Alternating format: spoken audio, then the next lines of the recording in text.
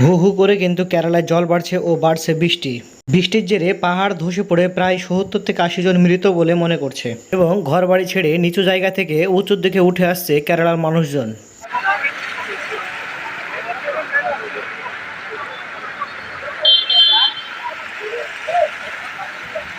রাস্তাঘাট, দোকান বাজার, এমনকি যে দোকানের ভিতরে সমস্ত জায়গায় জল ঢুকে সব নষ্ট হয়ে গেছে জিনিসপত্র।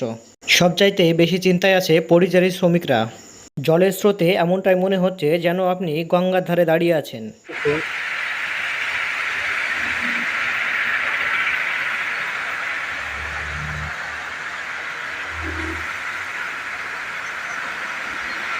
দু হাজার ২১ সালে যে ভয়াবহ পরিস্থিতি দেখেছেন কেরালার মানুষ, ২০২৪-এ এসে কি আবার সেই ঘটনার সম্মুখীন হতে হবে কেরালাবাসীকে?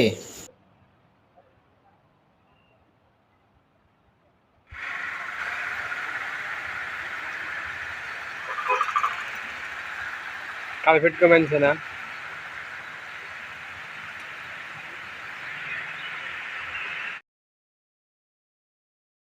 যেভাবে জল ঢুকছে, পাহাড় ধস নেমে আটকে পড়েছে প্রায় শতাধিক মানুষ। লোকজনদের উদ্ধার কাজ চলছে। ২০০ থেকে ২৫০ জনকে উদ্ধার করেছে এবং প্রায় ১০০ জনেরও বেশি মানুষ আটকে পড়েছে বলে মনে করছে।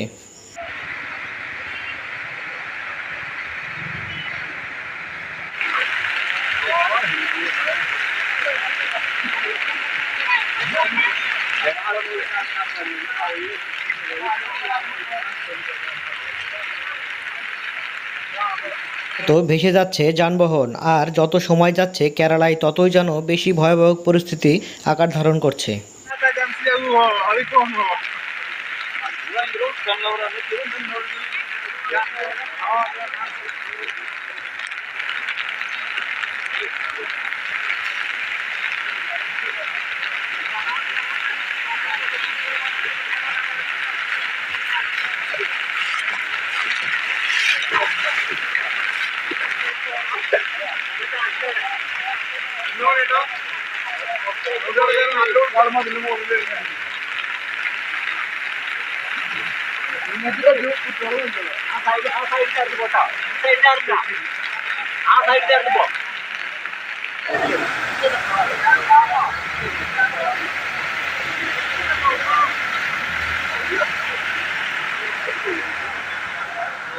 যেই সমস্ত জায়গাগুলো নিয়ে জল কম আছে সেই সব জায়গায় এবং সেই সব রাস্তা দিয়ে গাড়ি ঘোড়া যাতায়াত করছে।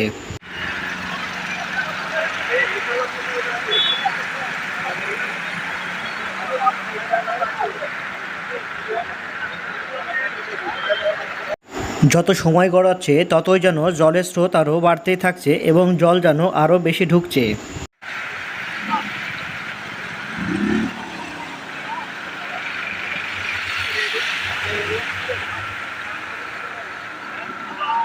অধিকাংশ গাছ, বাড়ি এবং রাস্তা, ব্রিজ কিন্তু ভেঙেই পড়ছে। জলের স্রোতে ধসে পড়ছে পাহাড়।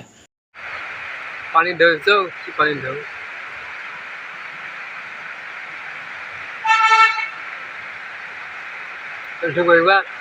কেরালায় সবচাইতে বেশি ক্ষতি হয়েছে প্রেমবাবু, হয়টলা, মহিট্টিপাড়া, আল্লাপাড়া, আরও অনেক এরকম জায়গা। গামছা भी खुल गया।